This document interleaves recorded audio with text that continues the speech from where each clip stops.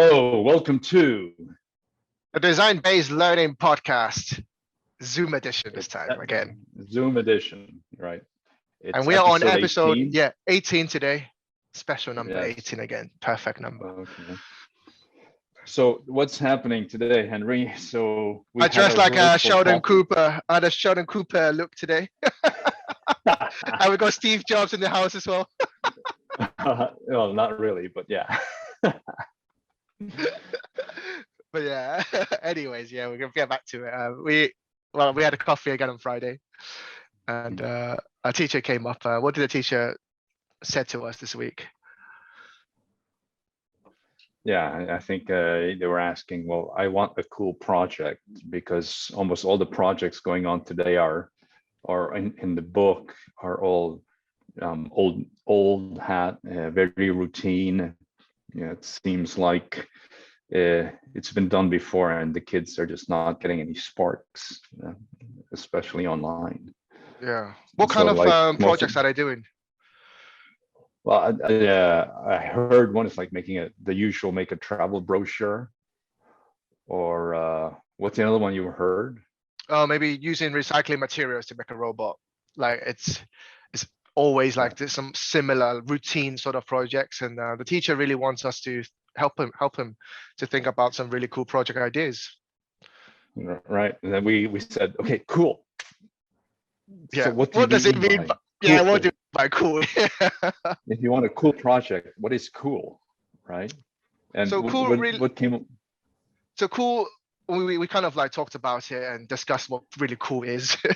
And cool, apart from the drink you drink when you were a little kid, cool means students want to show it off. Basically, they got something really cool, they want to show it to you. And why do a kid want to show this thing off, Mike? Well, I think one is they have ownership. They like it. They're excited about it, and they think, well, I did this, so I'm proud of it.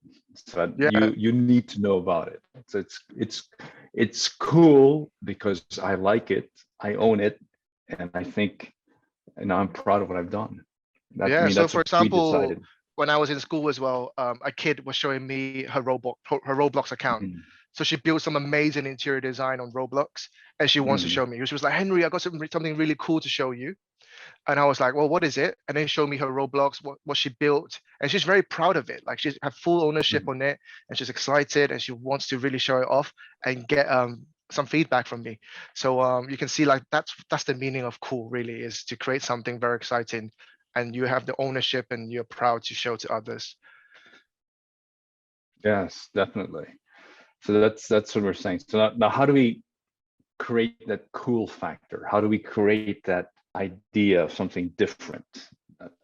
So what were we thinking? We say, well, if it's cool, they want to own it, they want to show it off. Usually it's because it's different, right? So how do we create different ideas? Yeah. So the teacher. Yeah. So the goal of a cool project should be students come up with something that is very different than others, and maybe I have something that you don't have, and this is very original to me. So we need to get to that innovative side of things. Right. So what did we think of? So we were saying, well, if it's different, so think of something. We told the teacher, think of the kid's perspective, and think of something that you don't have now, but you would like to have it in the future, right? Yeah, just like Back to the Future, right? You're just trying to travel back to the future. Yeah, and I travel to the future and see how students can like design their future. So that's where we could really tap into the imagination and creativity, and where students can really imagine what's going on. Yeah, going into their own experiences, right? So what you as a student, what do you think is your, what would you like to have in the future, right? So your creativity, your own future, so design. And then of course the teacher will tell us, well, okay, that sounds really nice. So how can I divide that? How can I start even ideate or get ideas for students to move forward in this? Yeah. So when we look at students' own future, for example, there are three things that you can look at. So firstly is the personal space, where you create projects around students' personal space. We'll explain that a bit more later. And also is where students like interact with every day. Okay, maybe phones, maybe Mhm. like shoes, for example. And Mhm. lastly, society. So that's where the system that students are in. So with the personal business society, students can think about future related ideas that can fit into the system. Yes. So that's where we Okay. can begin that to happen. So I'm guessing when you say personal, it's something quite small, very personal within their own uh, experience, their own sphere of influence, we would say. So everything related to the student's daily life, right? What I do every day. Okay. Have you got So what were examples? some? Well, yeah, I think one thing is, okay, now we're going to school through Zoom. So imagine how would school be in 10 years from now or 20 years from now? So what if you were still a school student, how would you want to go to school? Or what experience would you like to have in school, right? So that's one way of looking at it, I guess. I mean, I guess it hits. Or um, all of them, we know all the kids in Hong Kong, they like to snack. Everyone likes to, you see the long queues in the tuck shop all the time at recess, at lunchtime. So how would you buy food in the future, or how would you get snacks in the future, or something like that, right?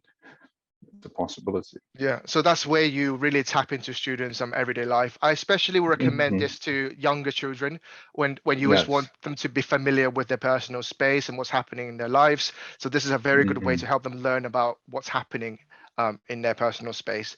And starting very Yes. small, that is easy to catch. Okay. So how about the next level? What would you say that is? The next level Or is looking into business, right? It mm, might, it might sound foreign to you why students will need to learn something about business or create some sort of business thing. But what business really mean is what students interact with every single day. So for example, the clothes I'm wearing right now, the headphones I'm in. So these are the stuff that students are interacting with. And that's why it's good for students to create futures related ideas mm. based on something they interact with every single day. Have you got any examples, Mike, for the business? Well, I'm thinking one would be okay, Since you're if Steve you Jobs were in today, shoes. since you're Steve Jobs today, what would that business be? Well, I would say like this is the iPhone. So what would the future be, right? What would the new iPhone be, or the new smartphone be, or the new communications handheld device be in the future? So they can start imagining that, Yeah, right? and that's quite cool that what students will create, right? Yeah, yeah, yeah. How about you? Any ideas for that? Or Um, for example, shoes like the sports shoes kids wear to school sometimes in PE class. yeah. So imagine how Adidas shoes will look like in 20 years time. So they might come Hmm. up with ideas like bouncy like Adidas shoes, or maybe can fly or something. And that's where they Yeah, really can yeah, tap into their imagination, creativity, and create ideas. right, right. So Yeah. that's one thing they could do. Anything else, or what we're doing now? How would a Zoom meeting look like in the future, or any online meetings look like in the future? Yeah, so that's where students can really tap into, or maybe online lesson in 20 years time could look like this. And Yeah. it can really spark out some really good ideas from there. All right. Okay. How about the next level? So going beyond something they interact with every day, so bigger level and general society. What can we do there? Yeah, so this is really tapping into where students can understand the system that students live in. Hmm. So for example, in a society, what's happening in a society, and imagine some ideas to solve problems right now in a society. So for example, we Hmm. know that elderly issue is going to become a huge not dilemma, but a huge topic to look at in the future. Um, so for example, how do elderly exercise in 10 years time? Or how do we keep Hmm. elderly happy in 10 years time? So students will need to create some Yeah. sort of ideas to make that happen. So you're kind of tapping into what's happening in the world right now and make them imagine. Yes. So once elderly, or something like a place in Hong Kong, like Mongkok. What would Mongkok look like in 20 years time, right? So how would Hong Kong reshape itself in 20 years? So, or what else? We talked about Maybe, sports shoes. yeah, maybe Winter Olympics is happening right now. So trying to design Yeah. a new Olympic sport in maybe in the next Olympic. So they need to come up with how that Yeah. sport can be promoted or get into Olympic, and why this sport should be in the Olympics, for example. So students can really tap into something. And this is quite cool. Students can play it from themselves as well. So they design something and they can really execute with their friends as well in the classroom. So definitely it's a good one to look at. What kind of sport would I want to see myself participating in 20 years from now in the Olympics? And I can get an Olympic gold medal for it. So they get excited. I mean, this is the new sport. Is American football going to be, is American football an Olympic sport right now? No, rugby sevens is an Olympic sport. The Super Bowl was good, by the way. I really enjoyed it. That's another podcast. Really good one. Yeah, man. I really enjoyed it too. All right, okay. Let's get back to reality. Okay, let's bring everyone back to reality. Okay, so what kind of tools could we give teachers to do this now, right? So so this is where you kind of take students to the futuristic space and like tap into the creativity. But sometimes you know that this creativity doesn't really work out in real life. Like it's not something you can do right now. But we can just ask a question every time when students come up with an idea is, what could you do now? Okay, we know that this idea might not work, but what could you do now? And to get like glimpse of that element that you created. So for example, I created a futuristic bus that can fly, but we know that that futuristic bus can't fly now, but how do we still get that concept in there? So maybe we try to make our bus lighter so they can travel faster in a way. So that's getting the elements from the future and trying to innovate what's happening right now. So if for level up teachers, you can just use that to help students to bring back to reality on their ideas. Yeah, that's a possibility there. Yeah. What else?